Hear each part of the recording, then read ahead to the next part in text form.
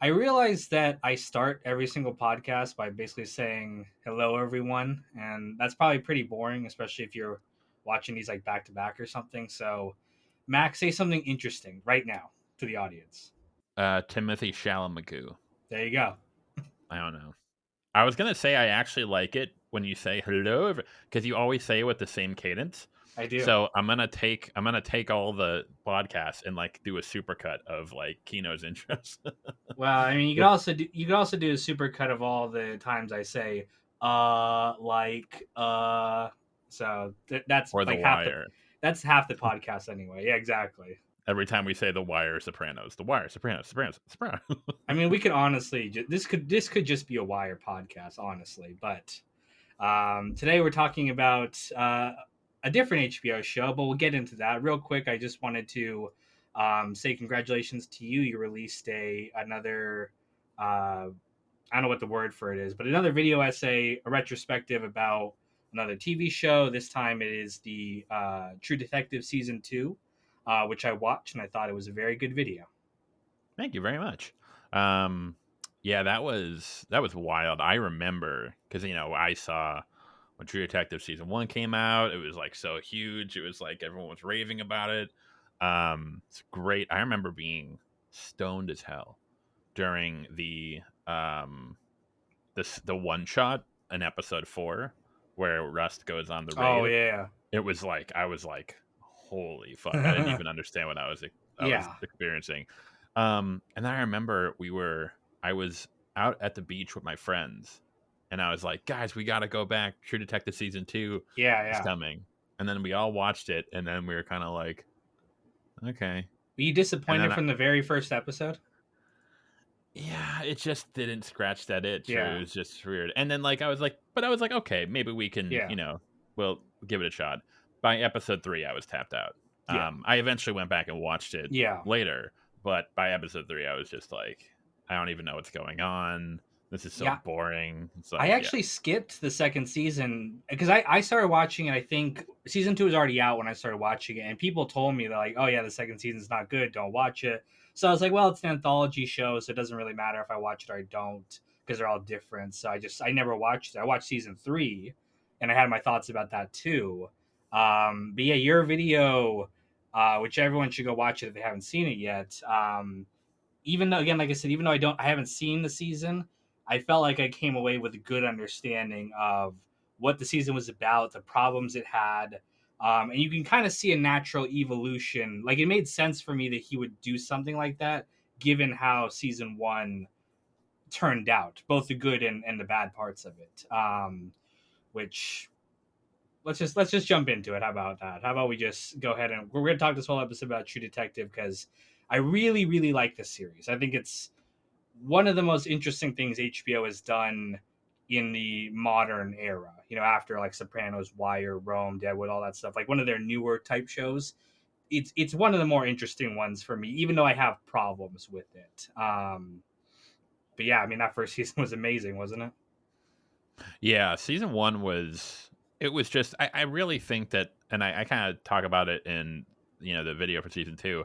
The key to season 1 was the characters, Oh, definitely, 100%. one And of hundred course, percent. like you and I, we always say it's about the characters, but that Yeah, is like a picture perfect representation of how, yes, there was like the plot, there was like yeah, the Dora Lang and all that, but when you actually like lay that out, it's like it's just kind of like it's standard. It's like it's cool, it's whatever.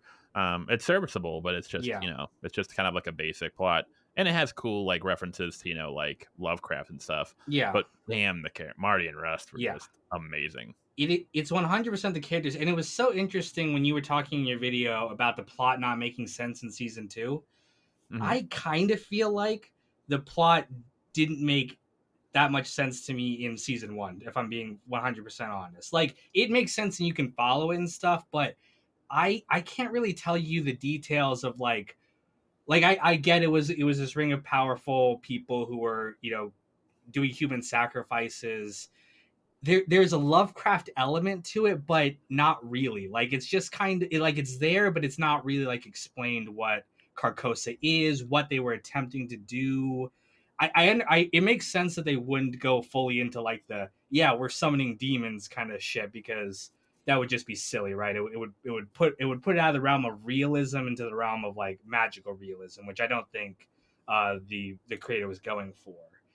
So Yeah. the aesthetic of it was really cool, the whole serial killer thing. But in terms of like me following like who the killer was and like the plot points of how they figured all this out, it's like I kind of can't remember all that stuff. It's the relationship between Marty and Rust and their families is that's the stuff that got me grounded into this show, and it's what made it so amazing to me. It's so funny because the way it's set up, but like I kind of mentioned it's kind of like a twist on like the buddy comedy, but it's like a Yeah, really fucked up version. yeah, The best part is how at the beginning you think that Rust is like the weird one because he's like yeah, spouting all like this philosophical shit, but then like as the show goes on, you realize that like Rust knows exactly who he is, and yeah, he's actually a lot more simple. And then Marty comes in, and yeah, he's like this like super unhinged, like yeah. like I almost think Marty is more It, complex in many ways than Rust. it's the to me it's the absurdity of modern kind of life. Like Marty is has it contained within the usual kind of American structure, right? The wife, two kids, house kind of stuff.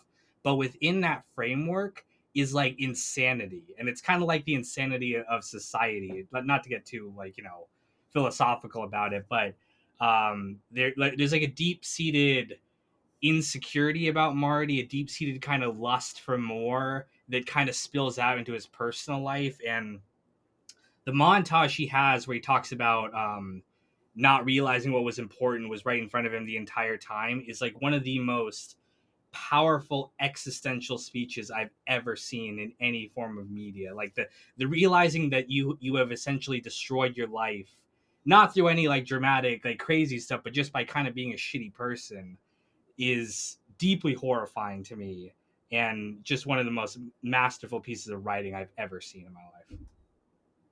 I think a really good lesson to take from it is how you can have two characters who on the surface they seem so different, but not only are Marty and Rust very similar in many ways, Yeah. they also are the foil of one another Yeah. because Rust is a man who appreciated family and had them taken away from him. Yeah. Marty is a man who did not appreciate his family, and yet he's the one who, through his Yeah. actions, he pushes them away. Yeah. And I didn't really pick up on that nuance the first time I watched it. It didn't Mm-hmm. really sink, especially. I think to go back to the plot.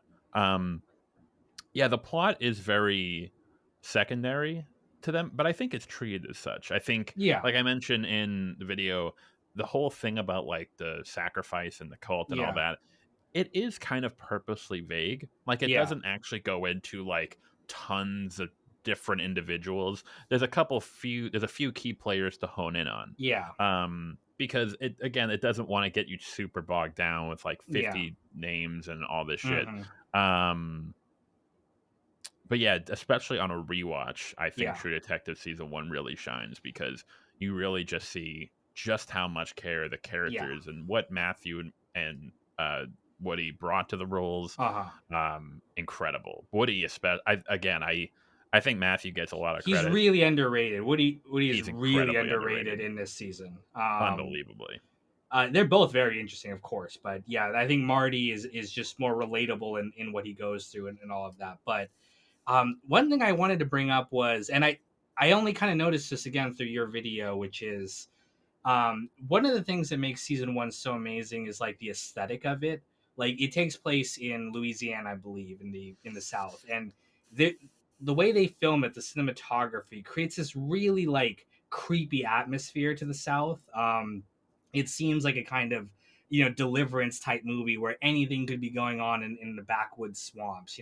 Again, no shade on the real Louisiana. Like I'm not saying it's a horrible place or anything like that, but Well, in the no. context of the show, yeah, it makes it seem like this very like it's familiar but strange, just kind of like A world unto itself, basically. exactly like Lovecraft. And I've noticed again I didn't see it, but just from the clips you showed of season two set in like a fake version of Los Angeles, it really did not look like the aesthetic that season one went for. Like especially like Rachel McAdams. I don't know if you felt this way, but whenever I saw her, like the way they lit her, she looked like she was on the CW. like it looked like a modern kind of soap opera. It's like, especially with, I don't know if it's just her looks or the way they lit her, but it just did not have the same kind of cinematography that season one had, and then especially season two, and it looks like season four, or sorry, season three, and it's looking like season four is going to continue. Yeah, funny enough, so while I was editing the video, so obviously like my videos are more about the voiceover, but I Yeah, like to put like, good yeah, edits in while yeah, I'm of doing it, course. like have shit to look at. It was taking me so long to do season 2 because the cinematography is so fucking boring. It's Yeah, not like inept. It's just boring. Everything about it and all the color palette is like it's not even like like Chinatown has a very like yeah, dry color palette because it's yeah, supposed to give that feel of LA, and it's like there's the whole theme of like the water shortage. So there's the aesthetic of like this very dry, you know sort of worn out atmosphere. Um, and maybe that's what they were going for in True Detective season 2, but oh my god, it was just so boring. Like you're yeah. It just looked with very season like, yeah, with season 1, some of the shots, like even if you like, you could just watch it by itself. Like it's just a gorgeous looking yeah, show. Season 2, and you really, I think a lot of people, because me and you, we talk about writing. That's something I really took for granted hmm, for a lot of movies, where I'm like, oh, well, it's not about the cinematography, that's secondary to the writing. And I agree with that. But goddamn, does the cinematography yeah, does that play it can really enhance the experience. Of oh course, the yeah, writing has to be there. yeah, Um, and that's in part why, again, I don't really think his absence was the main reason season hmm, 2 was a shit show. But Kerry Joji Fukunaga's work on season 1 is especially just having a single director yeah, doing the whole thing. I think that can have its drawbacks, but yeah. I do think in this case it was purposely and very well done. Yeah, and again, it seems like they learned that lesson from season two, because season three continues on. I think both the aesthetics of the first season and also the plot and the character beats. It's very, very similar. Almost to a fault. That's it. That's my gripe with season 3. Yeah, Really to a fault. Like, again, I think the performances are really good. Like, I love what's his name, Marshall Ali. Mahershala Um, Ali. yeah, yeah. I think he did really well. I think the side character, who I can't remember his name at all, he's like kind of like the discount Marty of that season. But I thought he did pretty good for it being a kind of not as high profile a role as the Marty role was in season one. Um, but yeah, it really felt that, like, oh, okay, they figured out that people didn't like the stuff they did different in season two, so they're like, okay, we're just gonna give you season one again, literally beat by beat, except this time, instead of the two timelines or the two different time periods, we're gonna give you three different time periods. Isn't that crazy? Yeah. Well, technically, season 1 does have 3 different time It periods. does, but it's you know Yeah, what I'm saying. It's like it's it's like it's the not same jumping thing. back. Yeah. Yeah. Yeah. I thought that season 3, I thought it was okay. I thought it was good. Mahershala Ali's excellent as always. Uh, Steven Dorff was he Mm, played Roland. I thought he was, yeah, very underrated performance. yeah. I think season 3 was much more of a it wasn't more of a duo. It was much more of like Yeah. focused Much on more Mahershala. focus on him. Yeah. Yeah, which wasn't a bad thing. Yeah. But I thought he was great. And then Carmen Ejogo as Mahershala's wife in it was Hmm. also the Yeah. one time I think a female character. Well, Maggie in season 1 was excellent.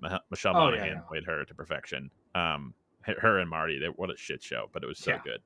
Um, but yeah, I think sometimes I think she was pretty good. I do think Nick probably isn't as comfortable writing female characters as he is Mhm. writing male characters. I think his style is like that hard boiled, Yeah. the struggling, the Yeah. tortured male archetype, which he does excellently. Yeah. Rust in season 1, Marty even season 1. Um, Colin Farrell in season 2, Ray Coro. I think he Yeah. was the probably one of the top characters of the probably maybe the third top best character Uh, after Marty and Rust, but you know that's what's hard to live kind up of to. funny about Colin Farrell, which is, and it's the same thing with Matthew McConaughey, two actors who early on were considered to be very joke actors, like they weren't taken Hmm. seriously at all, and both of them since then have become like top tier. Like, these are like amazing fucking actors. Like, I just saw Banshees of the Inisherin a few weeks ago, and I was blown away. Like Colin Farrell did an amazing fucking job. Like they both had transformed their images from being kind of jokes to being like, no, these guys might be the top tier of acting right now. Yeah, I really think if season 2 was better written, if it had gotten better reception on that front, I think Colin Farrell definitely would have been up for probably something along the lines of Oh yeah, an Emmy. He was excellent in that season. yeah, Vince Vaughn, not so much. I do feel bad because I think that was like his like yeah, attempt to try to break out of that mold. yeah, And I think he did okay. I think it was a admirable first effort. I think he yeah, has turned in some decent stuff later down. Um, but man, I not only do I think he was miscast, God, the dialogue, man, yeah. what the fuck, what the fuck. Yeah, it just doesn't. From the clips you showed, it just does not look good. And I think part of that too is the setting. Like I said before, like the LA that they create in that show. I know it's not really LA, but the fake LA that they create, it looks too close to modern real life that it just that dialogue doesn't work. And I think the same thing of season one. Like season one, they say a lot of kind of weird like dialogue that could be really cringy if it came through on I one a different actor but also like a different setting. Like the Louisiana that they portray in that season is strange enough where when Marty says things like, you know, you can taste the blood in the air or whatever, the whatever is like, I forgot, you can taste the decay in the air. It's like that would be cringy if it was set in like something somewhere else, but in this world you're like, okay, this is strange enough where this is working for me. Yeah, it's well, it's funny because yeah, so season 1 had, they had McConaughey and Farrell, or sorry, Harrelson, um, so very good actors to deliver the dialogue. Um, but not only that, one, Rust's weird saying. I mean, like I think it was mostly Rust who people probably had like, he said the weird shit. But Yeah, one, it makes sense based on his character. Like yeah, he's been through. You kind of think that like, oh, he's like a cool stone faced guy, but then later you realize that he's like riddled with trauma. oh yeah, um and it's all kind of a coping mechanism. But then also it's funny, I had this in my season 2 video, but I cut it out. One of the defenses I gave of Rust's dialogue was that, and this isn't something that I realized until giving it a rewatch, was that I think that there is, and I think it's actually communicated later on. I think Rust is purposely hamming it up in the interrogation room because he's there to try and get dirt on the case from the detectives. yeah, yeah, So I think, oh yeah, because later on he tries to goad them into showing them details of the case. yeah, yeah, So I think the implication is that because when he meets with Marty later on, he's a lot more like even keeled. yeah, So the implication is that he kind of is acting a little bit sort of unhinged, a little bit yeah, more so, to try and get them to, uh, reveal more about the case. yeah, So that's another defense. yeah, Um, but yeah, what's really a shame too is because season 2 obviously drew upon like, the whole noir feel, yeah. Mm-hmm. like neo noir feel. What was frustrating was that if you actually like watch like old noir films, they're inspired a lot by like, German impressionism, like, like very harsh angles, the lighting, Mm-hmm. the black and Yeah. white. I'm not saying the season should have been in black and white. Actually, kind of could have been kind of based, but yeah, it's just like everything was just so flat and dry, Yeah. and again, like something like Chinatown, they did it with purpose. Yeah. And season 2 is just, I think it was just so boring. They Yeah. just there was no creative vision behind it. Yeah. I wish we'd see more black and white stuff. Like I think you can do really cool stuff with like shadows and smoke and stuff in black and white that just doesn't come through in color and also on like digital, like when you record digitally. Like I'm Mhm. not memeing like everything should be, you know, film because there are some stuff where it doesn't really matter whether it's film or digital or not, but a lot, yeah, a lot of the old noirs really have that distinct style that I just don't see. Even when stuff's kind of trying to recreate stuff like that, it just doesn't look as real as it did back then. Because again, a lot of it nowadays is based on like either special effects or color correction and stuff later in post, which I don't think is the same thing at all. I really think that it's a lost art where I think that shooting in color and shooting in black and white a different skill set. I think in order to shoot in black and white, shooting in color, obviously, like to use it Yeah. properly and to use it Yeah. effectively, that takes a skill set.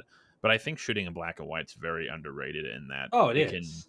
like, because like there are times when I think there have been a couple of like black and white releases of like Mm-hmm. there was one of Parasite, there was Mm-hmm. one of Logan, and it was okay. Like they were all right, but the films weren't shot in black and white. It's not intentional. Yeah, there weren't like, but yeah, if you watch like those old noir films, like they like the shadows and the usage of it was like incredible. Or The Third Man, another excellent film. You can tell when people don't know how to shoot that way. Like, go watch any kind of indie film that shoots in black and white, not for the art style, but just because either they think it looks cool or maybe they just don't have a budget to really do color or whatever. But it's not the same kind of effect as something like The Killers or any of the classic film noirs. It's just not the same thing. Yeah, The Killing, Third Man, Maltese Mm-hmm. Falcon. Um, but yeah, so season one's a masterpiece. Season two is season two. But season three, I think, is like sort of like one of the more interesting ones because it's not bad. It's pretty No, good. It's good character work. I would argue the ending of season three is based as fuck. I love that ending. yeah, Where it's definitely he subversive. yeah, so spoiler alert. How Mahershala Ali the entire time he's looking for what happened to this girl, the little Yeah, girl, and then at the end, and I love how the show doesn't even tell you. It yeah, doesn't actually like say who she is, the woman that he meets. yeah, But he forgets, and he's like, I don't know where I am, and she comes out and helps him, yeah. and it's just so like I thought it was brilliant how like simultaneously it gives the audience their happy ending, like it Mm-hmm. shows them, it tells them, hey, here's what happened, and this Yeah. is what happened to her. But also, it kind of robs that satisfaction from his arc, where he has to learn to. Because I almost thought that was a not really a flaw, but I was kind of let down a bit by season one's Yeah. ending, where I think that was when it kind of like. I think with the killer, I think it did jump the shark a little bit. Like I thought he was a little bit too ridiculous. I didn't like the Um, killer in season one. yeah, that I was thought it my was kind big of gripe. cringy. A Yeah. little bit. They tried to make him like you said, they tried to make him otherworldly in a sense, and it was like, I If think you jumped the shark a little bit too much. if we didn't see him doing the weird impressions and stuff, I think the ending fight would have been a lot creepier because you don't know whether this guy is like human or not. But Yeah, we showed him like mowing the lawn and stuff, and it's like it just kind of robbed it of some of the Lovecraftian element and just kind of made it like weird. yeah. I think he was a bit too over the top. It was walking the tightrope of like that, like you said, like sort of like the horror elements, and that was when it kind of jumped the shark a little bit. Um, yeah, he was almost like comic, and I almost wonder if like that was the point, like he was like comically over the top.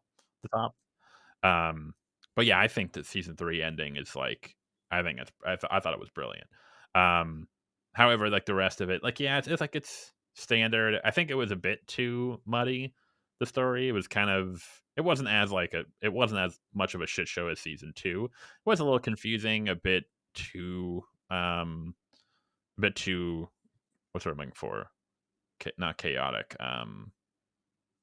convoluted. Yeah, I don't Um, really remember season three's storyline too. And again, that's because I only watched it really once, whereas season one I watched it multiple times. But again, it's the same kind of thing where it's like it's not really to me about following the plot.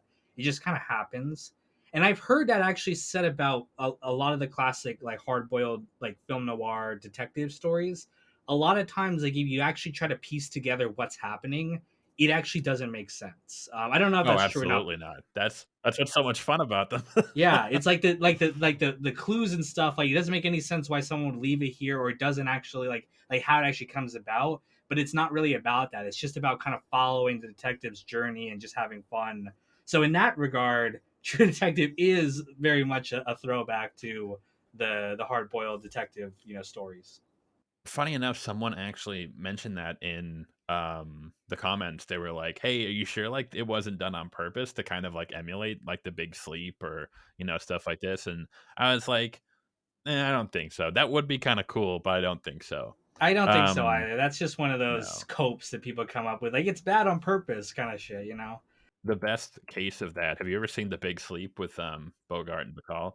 Um, so in the film, at one point, the butler gets killed, and they never and, like, it's, like, become, like, a legend where, like, not only is it never revealed who killed the butler, but it doesn't make like, people have tried to piece together who could have done it, and no matter who they pick, it doesn't make sense, like, it just doesn't there's no motive or, like, they couldn't have done it, and, like, that's so I that drives me nuts, but also that's kinda fucking cool. Yeah, I mean, again, I think they were writing it of like, hey, what would be cool to happen next, kind of thing, and then just kind of tying it together versus actually trying to create a cohesive kind of narrative behind that. But I wanted to say that I thought one of the things I thought was really cool about season three was you're right. There's much more of a focus on the lead character than kind of making it a duo in season one. But one of the things I thought they did really well was highlight um, his kind of vulnerability, especially when he has his dementia. But even before that too, it's like I thought they explored a lot of his weakness, and like he has a line, I don't remember the context exactly, but he's like, I was never afraid before I had you kids and stuff like that. I thought it explored his like his sensitivities, his fears, his failures and stuff a lot more than season one did. Season one did with Marty, but I found that aspect very relatable, and I found myself really liking the character because of that. Yeah, it's and I think that's kind of what, that was sort of the success of season 1 too, is that showing these, like, really, like, on the surface, rough and tough, stoic men, but then underneath it all, they're just, like again, Marty especially, he's just like a frustrated little boy. My favorite scene, because I remember I used it for, the video, it's the scene where after the girl Alexandria Daddario, the first woman he cheats on Maggie with, he breaks things off, and then so she calls Maggie and like tells her, and so Maggie leaves with the kids, and so he comes home and like he's on the phone with her, and he's like, "I'll skull fuck you, bitch." But the best part is if you watch that scene, like Woody Harrelson does this great thing where he's just kind of on the phone and he's kind of doing this. He's like, it almost looks silly, like, it almost looks, like, dumb, but I think that was on purpose to show that, like, Marty deep down is just, like, he's so childish. He thinks he should be able to do whatever he wants with no repercussions. And I think Woody nailed that so perfectly, just how the character comes off as, like, this really big, manly, brash type, but inside, he's just, like, a needy little boy. Yeah, and that's a good segue into, like, Nick Pizzolatto writing female characters where, like, of the 3 main characters in the season 1, it was her, the other chick that Marty fucks who, like, it was Oh really yeah, fuck the I think it was prostitute. a well, it was the ex-prostitute, and she was, Yeah, yeah, like, a minor at the time. She wasn't yeah, when yeah, they fucked, but, like, at the time, yeah, yeah. and that was kinda weird. It was like, "Marty, like, that's kinda weird, bro." And then, of Well, course, it was Maggie. like she was feeding into his like daddy kind of hero complex Yeah. kind of thing. Yeah, And then the Maggie, of course, was yeah. Michelle Monaghan, excellent.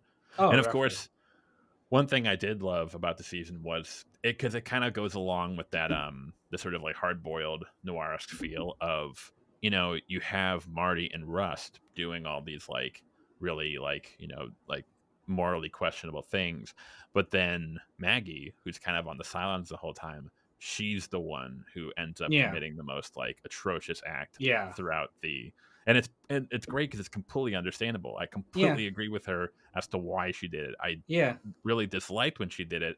I Oh thought it yeah. was awful, but damn, I totally understood why she did what she did. It's very much. It reminded me a lot of the Tony and Carmela Whitecap scene, except Carmela in this case actually fucked Furio. But that scene where they're at the dinner table and she tells him and stuff, and she's like, go ahead and hit me. Like, you want your kids to come home and see this? Like he just, it's all this pent up rage and shit. Like it reminded me a lot of that scene. It had the same kind of energy to it. Yeah, she was fantastic. The scene where after she does it with Rust and she's almost like in tears because she feels so bad about what she's done, but she was like, there was no other way. I'm so sorry. Damn, that was there were a lot of great moments, I think, too, between her and Rust. Like, not even like just the absolutely. sex part, but I love that scene of them in the diner, and she's like telling it, like he's like defending Marty, and it's like, it's like, come on, just forgive him, kind of, guy stuff. And then she kind of criticizes him as a husband. He's just like, he just He looks just there with leaves. disgust and just leaves. Yeah, and she's just like, oh fuck, I shouldn't have said that, because again, he lost his family not by choice but by very tragic circumstance. And um yeah, she was definitely a bitch in that scene, but it was very great character work there. But at the same time, it's like I think even Rust was like he kind of knew that like what he was saying was bullshit. Like Oh, it he's was like, bullshit, yeah, yeah, he was like but he he was just did defending it Marty, but he's kind of like, well, as a because he's partner. the one he calls out Marty. I think it's episode 2 Yeah, when Marty comes into work and he's still wearing the clothes from the same day, yeah, and Rust basically like calls him out, like, really, yeah. bro, like you're gonna make it this fucking obvious. Well, he just didn't like that it was getting in the way of their investigation. He's like, don't make your personal life come into here. Like, we have a serial killer to catch. Yeah. Well, I also think too it goes back to that the theme of like I'm a man who loved my family and I had them taken away from me. And here you are, you have a wonderful family, you have a lovely wife and lovely children, and you're taking them for granted. And I think that was part of it where he kind of was resentful of him, where he was like, and it like totally warranted. Like Marty was a fucking prick in that show, but um, He gets a little redemption too at the end, though, where his family kind of forgives him. Like, they're not taking him back in the same way, but they're like, we're glad you're alive and we're yeah, still here for you, and kind of thing. he kind of finally realizes that after going through that experience, he really truly sees them for the first time. Took him fucking 15 years, but I mean, he got there. It was a good ending. It was a very hopeful ending. The light is winning. Yeah. Oh fuck, what was I just gonna say? 'Cause that was one of my favorite scenes. Um, oh, that was a scene. My favorite, probably the best scene of the series is when it's when, and it's so funny because this goes to show how much like the character work is the best.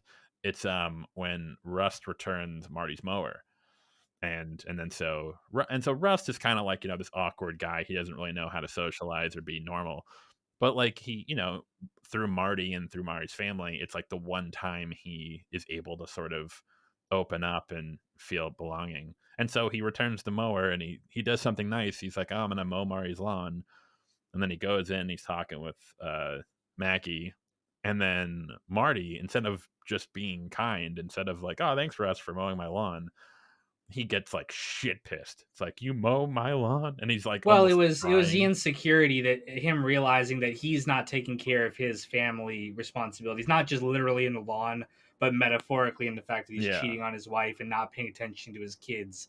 And I think some of it was like the jealousy of like kind of being like, oh, you're getting a little too close to my wife. But more than that, it was, I think, the self realization that he was forced to face into a mirror his own problems, and he didn't like it. and that's another great scene where Woody Harrelson's performance, if you look, he has like this pout on his face like a little boy. It's like perfect. um And it's so sad because you can tell Rust is like he was happy to do something nice for Marty, his friend, but then in the yard you can see him kind of like shut back down, where he kind of like gets like the ice back because Marty just can't. He's being such an insecure little prick, and it's just so yeah. It's weird to think of like if people ask me, it's like, oh yeah, True Detective, that was a badass series, and I'm like, yeah, man, my favorite scene is the one where Marty gets mad at Rust for mowing his lawn. Yeah, I mean, it's a great scene, and I think that I love too their fight. Like, not the fight itself, that was cool, but I love the scene afterwards where they're in the captain's office or whatever. By the way, who's played by Spiro, the guy who plays Spiros Vondas, the Greek's number two guy in The Mhm, Wire. yes. I realized that they're the same person. They look very different. Um, but I love the scene afterwards where they're both in the office and he's like, "What happened?" And they're both like, nothing. Like, they're not gonna rat on each other. They're not gonna like. It's between them, and I always felt like there was this, even when they hated each other kind of moments, there was this real deep respect they had for each other as detectives and as men. I felt like they got each other, and even though Rust was in many ways the better detective, Marty is the one who gets the final clue that gets them over the edge. So it's like it's very much this team effort that ends up solving this, decades long conspiracy. I just came from my files, Marty. Boom. That was such a sad scene too, because it was like that was Rust's like only connection to humanity. It was his only friend, and then he lost him, and then they kind of fell into disarray. Um, yeah, I meant it's funny. I mentioned that, and kind of going back to the whole plot thing. I mentioned that in the video. By like episode 3, I was less. I mean, like obviously, I wanted to find out the killer and all that, but I was more interested in finding out why Marty and Rust fell out. Why there was because they keep talking about this big fallout between them in 2002, and they make you wait for it, and I'm like, fuck me, come on. Um, the one shot scene, of course. I really loved, of course, the scene where they're they're going to arrest Reggie Ledoux, and it intercuts with them lying about what happened. That was awesome because you're watching it, you're like, wait a minute, what's going on? What the fuck? Very brilliant little moment right there. I like that again. Marty was the one who also shot him too. Again, you expect something like that of Rust because you think he's the unhinged one, but Hmm. it shows that Marty is really more unstable at times than Rust ever was. Justifiably so, given what Reggie did, but definitely. And again, there's that camaraderie between the two that even before they've made up later on, and there's still this deep animosity between the two. They're both like, yeah, I'm not saying anything bad about the other person that would hurt them. It's like Hmm. they had that code. You could say it's the code of being a police, but I think it goes even deeper than that. It's like they're like Absolutely. brothers. And that line that Russ says to Marty is it's so layered now. It's when after he shoots Reggie, um, Rust goes, "Nice to see you finally commit to something." It's kind of like a little jab, like, yeah, yeah. No, I mean um, their growth was it was incredible seeing their relationship grow and fall and grow again over the courses. It's easily the best part of the show. Absolutely. And the shame is that I think season 2 had that potential with Frank and Velcoro. Even despite Vaughn's, again, I don't think he was cast as well. I thought he did okay, and I thought that him and Velcoro, their relationship, was the most interesting part. And I think that could have been really developed, especially because they're not both cops. Like they're on opposite sides of the law technically, but they kind of are like they keep dancing back and forth. So I thought that was really cool, and I think if they focused primarily on that I think that it could have been a lot better. Um, but yeah, then I don't know why he felt the need to add Rachel McAdams' character and Taylor Kish's character. And they were so like you could tell they were so phoned in. Oh, the self-hating gay. Oh, the woman who's a victim of sexual abuse. It's like, really, bro? Like these are like the most like season 1 they were very subversive in a way, the character archetypes. In season 2 they were just like fucking cookie cutter as fuck. I'm really wondering, and this is a good time to bring up season 4, which the teaser has been released to that. Another, it's an anthology, so it's another completely different story. This time set in a remote town in Alaska.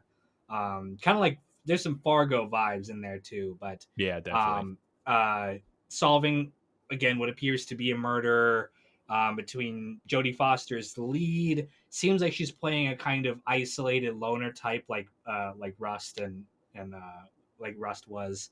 Mhm. And there's another actress playing. It's not really clear what role she's playing, but it seems again kind of the supporting Marty type role. Um, and of course, with the announcement that it's going to be two females in the lead, there was a little bit of controversy. Not to the levels that I think other stuff like that has been. But I think it'll probably ramp up a little bit as like the full trailer comes out and we get closer to release. Was there? Because I didn't even see that. I didn't even. Yeah, there's people talking about it. They're like, like two women cops. It's not believable that they could kick ass or whatever. Which I'm like, they don't necessarily have to kick ass in the way that Russ did in the Crash episode. It's like I don't think season 3 had a big action sequence like that. No. So they don't necessarily have to repeat that. They could do something different, but it does seem again like they're kind of repeating the archetypes of season 1 and 3 that have kind of uh, been good for them so far. Yeah. I do kinda again, I kinda wish he, like, sorta, like, strayed away from it. Again, that's kinda why, like, when season 2 was first announced, I thought it was gonna be kinda cool because it was the trio, and I was like, "Oh, that's an interesting the trio dynamic." But then it you could tell during season 2 that, like, it was really between Frank and Velcoro, that was, like, the main focus, and then the other 2 they're like, the dynamic between, like, Bezzarides and Velcoro and Kish, and it's just there was everything was spread too thin and it just wasn't developed and they didn't have that. I think that's the key where it's like particularly with Rust and Marty, they were very similar but also complementary and also contrast. They were the characters played off each other in multiple ways. Same with Volcoro and Frank in many ways. They were they had some similar elements, they had contrasting elements. um and I don't think Nick gave that much thought to how Velcoro and Bezzarides and Kish, there really wasn't that. They were just kind of like this. Their scenes together were just kind of awkward because it's like there's no. Not only is there no chemistry, but it's like why? What are we learning about these characters by seeing them interact? Um, yeah, I think he very poor. Yeah, I think that he, from what I've seen of him, and again, it's only been True Detective. He actually wrote on the Deadwood movie. I didn't. Even, I just. I'm looking up his work right now, but it seems like he's got kind of one story archetype he knows how to write really well, or at least again maybe he wanted to do something more than that, but again the reception to season 2 might have kind of discouraged him from trying to do something fundamentally different. But it seems like he's very comfortable in the two detectives, hard boiled noir with Lovecraftian elements kind of thing to it. And again, it seems I'm kind of disappointed that it seems like from the teaser that season 4 is going to be like that again, because it has a lot of potential to be something more than that. Again, you talked about this in your video that he's even stated that like the two characters don't have to be detectives, even though that's what the title is. They could be other members of law enforcement. They could be private investigators. They could be uh, investigative journalists. There's a lot of definitions of what it means to be a true detective, and it reminds me of that meme. Like we did at Rust, we finally became true detectives. Trademark. we have we have become the true detective. Yeah. Um, I have finally become the Game of Thrones. Um, Yeah, that was kind of like a letdown, and that's why again I liked Vince Vaughn's character, Frank's uh, Semyon, I think is how you pronounce it. I keep calling him Simon, but it's Frank in season 2. Mm-hmm. How even though he's a gangster, even though he's not a detective, he does do detective work. He's trying to find out who killed Casper, just like the detectives. Yeah. But we get through his eyes, we get to see a completely new side of the underworld. Yeah. And again, I think that's what frustrates me so much about season 2, where if you had Velcoro sort of like on the side of light, like he's the one who's doing all like the above board detective work, but then you have Frank who's like going Yeah. underground and like doing his own investigation. I think if you played with that and you kind of had them like going back and forth and like sort of maybe Frank does something to that allows Velcora to do something and vice versa, you really could have had a lot of fun with it. But yeah, unfortunately, I think but then yeah, season 3 they were just like, oh, we'll just go back to detectives, and then season 4, Yeah. unfortunately. But yeah, I was hoping to see something different, like maybe like an investigative journalist, or reminds me. Have you seen the film Prisoners, the Hugh No. Jackman film? That's a film where um, Hugh Jackman has his daughter kidnapped, and Jake Gyllenhaal is the cop who's trying to search for the killer, but Hugh Jackman also Yeah. is looking for the killer himself, and like Yeah. that contrast, I think that movie sucks. People were very mad at me when I made my video on why I thought Prisoners was mid, because everyone loves that movie. Yeah. Um, Denny Villeneuve, Novo, I'm Oh, not sure. Dune, Mr. Dune. Mr. Dune. Oh, I can't fucking part 2. I can't wait, man. I'm pumped. Yeah.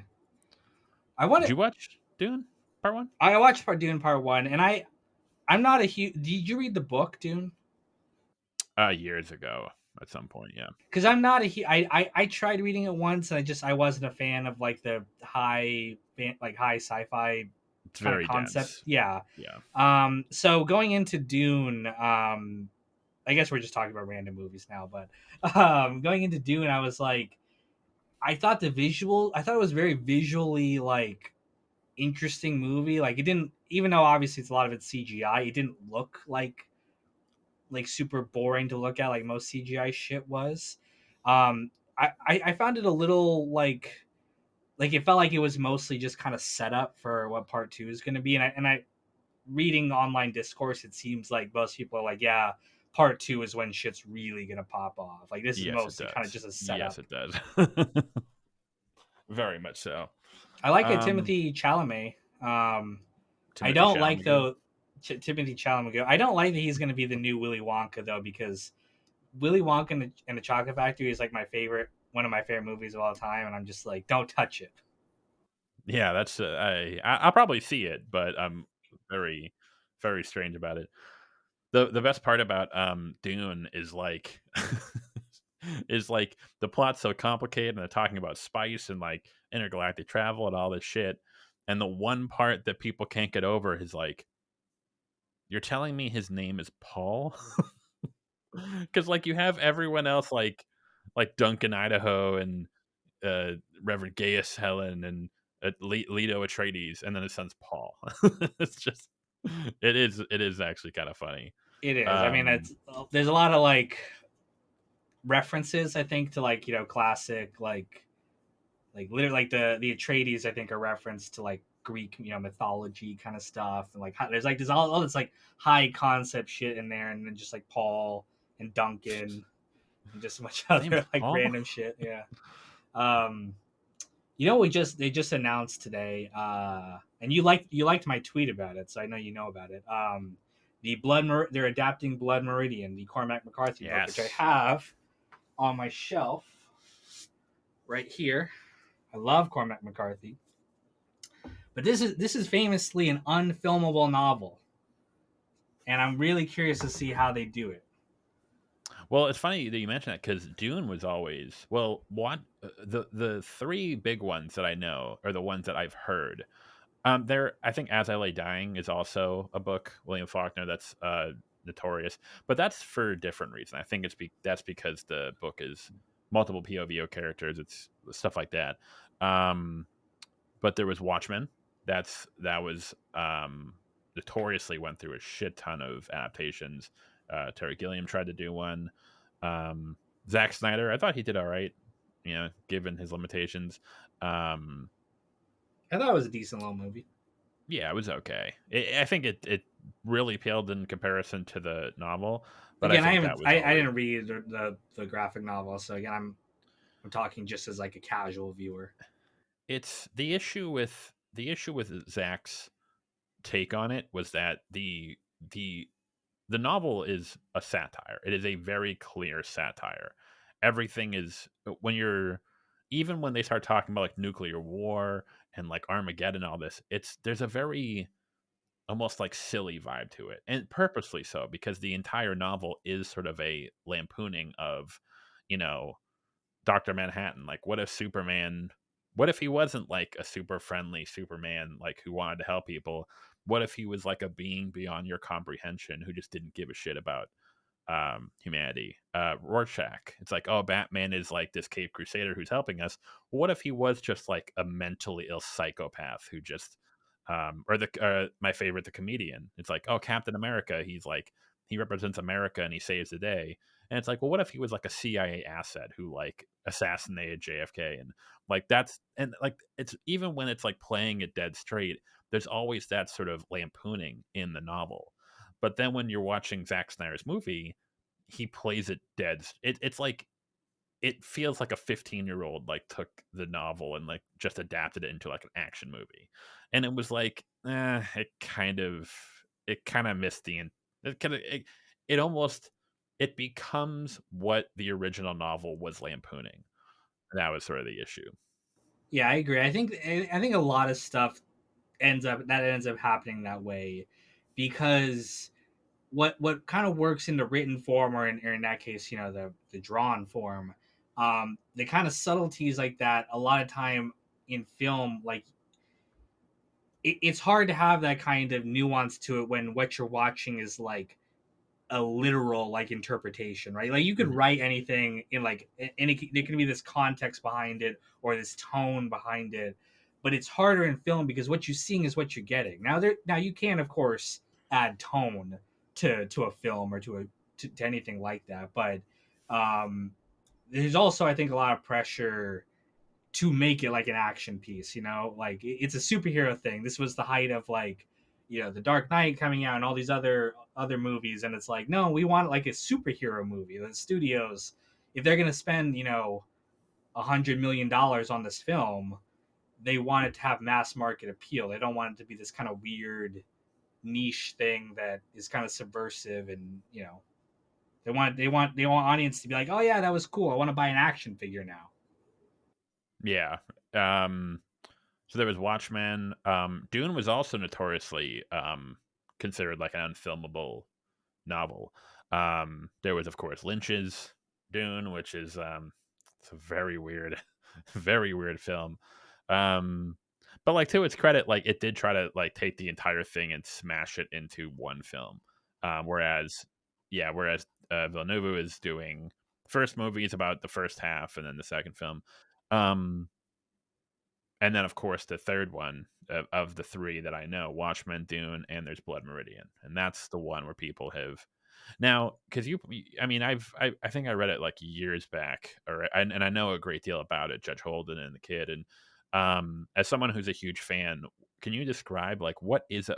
So I kind of went into like Watchmen, like why I think adaptations have trouble.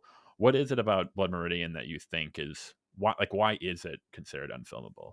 Two, three things in my mind. One, the absurd level of violence, like disgusting levels of violence that I don't even want to talk about it on this podcast. I think it'll get our channel like striked.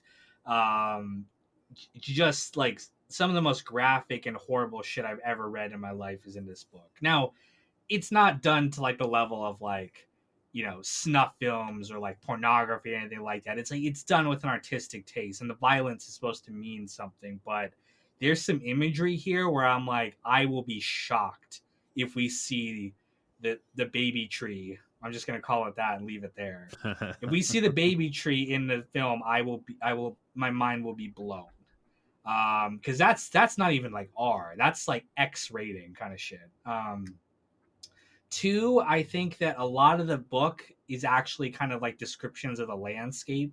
Like the narrative of the book is not really tied to the characters. Like the POV just kind of wanders where it wants to go, and like it'll leave the characters and go somewhere else for a while and come back and they're like in a completely different location. I don't know how that will translate into film. And finally, I think Cormac McCarthy's language, it's this very kind of like archaic old school Moby Dick kind of English to it a lot of the time. I don't know how that's going to come across in film. Again, a lot of the dialogue, some of it is really cool. Don't get me wrong. Some of it can be like movie dialogue. But a lot of like Judge Holden's like speeches and stuff too. It's like this sounds really cool when it's written and you're just reading it because it's like this very like esoteric kind of philosophical stuff about war and humanity. He's kind of like the devil. He's implied to not be human, but when an actor is actually saying it and like you have to just watch them say it, I don't know how it's going to come across. But it'll be interesting regardless. Even if it's a total failure, I'm gonna be like, well, see, it was unfilmable. I think the other issue, and this is just from like my memory of it and just my knowledge of the novel, um, is I think it's Holden himself. Um, when you're reading the novel and Holden kind of like you said, He has no character. he has no character.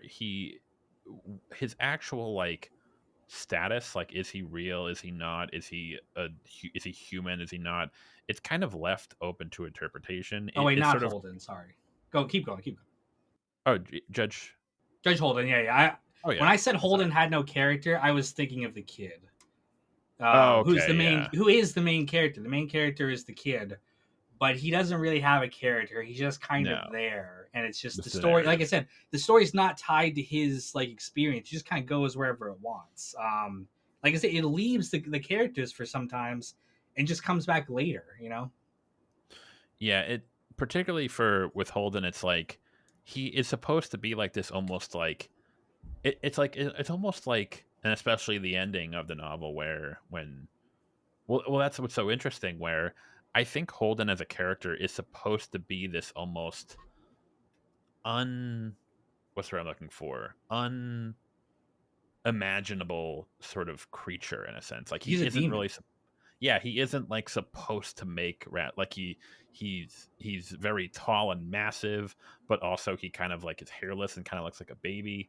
Like I think he's supposed to exist in this realm where to put I think in part is to put him on screen is to have anyone portray him almost kind of defeats the purpose of the character because he's supposed to be like this almost like metaphysical force in a sense. He's supposed to the reason he's so disturbing is because he kind of his appearance defies logic. He's supposed to be a character who you don't really fully comprehend. Like when you try to like, I've watched a couple of I've seen a couple of fan arts of Judge Holden, and it's interesting the wide variety of the array of what you will see, where Yeah, it's like it's almost like again I almost wonder it's like he this is a character who was never meant to be put on screen. To put him yeah. on screen and to like almost to visualize him would almost defeat the purpose of the character itself. There's a Um, lot of ambiguity to what happens also in the novel. Like the ending mhm. is famously like people argue about like what actually happened at the end. It just kind of like it doesn't even say. It just like something's about to happen and then it just skips ahead and it's like, wait, did it happen? Did it not happen? I just posted a link in the chat. I always thought that Philip Seymour Hoffman, if you shaved off all his hair and his eyebrows and stuff, would make a really good Judge Holden. Like he I looks could see like that. the ball like hairless look. I think he looks kind of like, and if you look at Judge Holden, like the fan art, it kind of looks like Philip Seymour Hoffman. Now, obviously, he's passed away now, but I thought he would be good in that role. I If you think also made him look pretty big, he's got to be pretty big. I don't know how big Philip was, but you got to make him look pretty like imposing. yeah, I think if I was thinking of like any sort of like if an actor was gonna play it, I think I would trust him the most. Um, yeah, it's so funny because even when you look up the fan art, like his character, it's like it's almost like there's so a lot. Some of them are like more serious and like sort of like grounded. Others are like sort of like more demonic. And yeah, I think that's kind of the point of the character where he's like he isn't really supposed to have. He's supposed to. You're almost like not supposed to be able to kind of visualize him, and that's kind of what makes him so horrifying. Where you're like, what is he? What what is his deal? And it's that sort of inability to visualize him fully is in part what makes him so disturbing as a character. And yeah, I almost wonder if to some extent to put him and another thing too is like in the novel again like you said he's sort of implied to be this sort of like non-human metaphysical creature, how he'll just appear at random points and it just doesn't it kind of doesn't make it kind of makes sense but also it doesn't make sense. um it said that like all the members of the gang have met him at one point or another again which makes no sense. um and again to try and visualize it almost I think it, it almost defeats the purpose of what he is supposed to represent. You know, I I like just this sent one. another. Okay, so this is fan art of Judge Holden. Um, I've seen that one. I like this one the I think most. you know what who that kind of reminds me of Glenn Flesher, who played the killer in True Detective season one. Um, Oh I yeah, think if you took all his hair out, I'm going to post another picture in the chat right now of him. I think he could play. Now we're just talking about who we'd cast in our yeah. imaginary We version might of have to add the Blood photos Murder. for the audience. Maybe I can. Yeah, Yeah, I maybe I can think. put it on screen. Yeah, while we're editing this. But yeah, like if you shaved off all his hair, I think he'd look kind of crazy enough to play. And he's a big guy too. Yeah, I think he definitely could pull it off. because he Maybe kind we're of has calling it like right now. he has a very intimidating presence, but also like he almost looks like kind of like babyish. He has a very round face, um, and I think that kind of suits the ambiguity of Judge Holden's character, where he's How supposed to crazy be would it be if we incredibly. called from the first day they announced they're doing it? If we called who they're casting as Judge Holden, I think that could be a safe bet it could be. He's. because I mean, that's obviously he was in True Detective, so he's got some like notoriety too. yeah. I think the casting of Judge Holden is going to Oh be fuck! that's going to be a There's big a part. Reddit post. I'm looking at the images. Someone posted that he should play the judge 2 years ago on Cormac McCarthy's subreddit. 2 years ago, shit, So I guess maybe. we didn't call it. Someone else called it first. Well, I mean, like we didn't know about it, so we'll see if it works. That's true. You guys saw us Um, live discussing this. and then there was so there was Watchmen, Dune, and Blood Meridian, like the unfilmable novels. Funny enough, and it's so funny And they made all of as those. to yeah, well, yeah, true. And I actually think Villanova is part one was very well done. Yeah. We'll have to see what part two goes. The funniest thing I saw um, for part one was a lot of people. You haven't read the novel, so you don't know what happened in part two. Um, I I I read like the Wikipedia page. Like I spoiled it for myself, Okay, so I kind of have a vague idea of like what's happening. so what's so funny is that I've seen some discourse around like Dune Part One, where it's like why it seems like it's very reminiscent of like a white savior narrative, like like the old classic. Oh, the white man comes in and like saves the brown people. And what's so funny is like I love when people say that because it's like just wait till part two, just wait till see what happens because that was sort of it was so ahead of its time in that it was it was subversive in that sense that Dune is about it's you think it's about this oh the white savior and he's going to save them and then it just goes in a completely different direction and that was sort of the point of the novel um but it's just funny how they split it up between part one and part two because part one it definitely does make it seem like it's like a traditional like white savior narrative and then when part two comes around you're gonna be like oh fuck. Well, part one also just kind of also seems like a generic kind of sci-fi story. You know, Hmm. it's like I mean, there's some interesting details, but it's mostly like he's the chosen one, and their family gets destroyed, and he's in exile, and he's got to discover his magic powers to save the day, and again, all of that gets subverted from what I understand about the series two. So, um, yeah, it'll be interesting to see when that comes out, and it'll be interesting to see these other movies that they're working on. The guy who's directing Blood Meridian is the guy who directed The Road, another Cormac McCarthy book. Now, The Road is not nearly as crazy as Blood Meridian. So, and the same thing's true of No Country for Old Men. No Country for Old Men is actually like a very standard kind of crime story, but with some subversive themes and stuff like that. But nothing too crazy where it's unfilmable. And the Coen brothers did an amazing job. It's one of my favorite films of all time.